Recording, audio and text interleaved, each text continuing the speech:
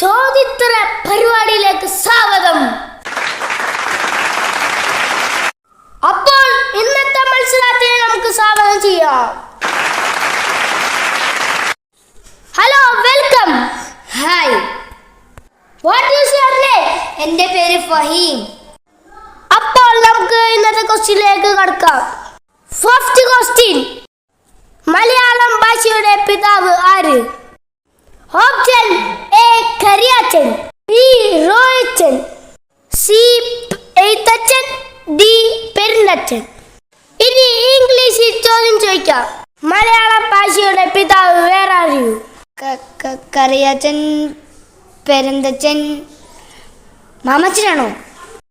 മാമച്ചനൊന്നും ഇതിനകത്തില്ല. ആ, മാമച്ചനല്ലേ? എന്നാ പിന്നെ എഴുത്തച്ഛൻ. താങ്കളുടെ ഉത്തരം ശരിയാണ്.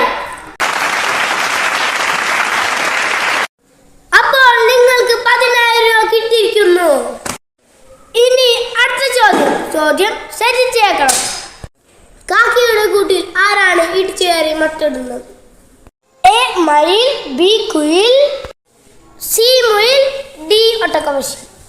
ഉത്തരം ആലോചിച്ച് പറയണം. അതെനിക്കറിയാം, ഒട്ടകപക്ഷി കറക്റ്റല്ലേ? ഉത്തരം ലോക്കട്ടെ. 1 2. അല്ല, മുയൽ. ഉത്തരം ലോക്കിയാമോ? 1 2. നിക്ക്, കുയിൽ. നിങ്ങൾ പറഞ്ഞ ഉത്തരം ശരിയാണ്. വീണ്ടും കിട്ടിയിരിക്കുന്ന രൂപ 10,000.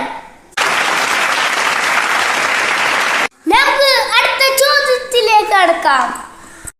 താജ്മഹൽ ആർക്ക് വേണ്ടിയാണ് പണി കഴിപ്പിച്ചത്?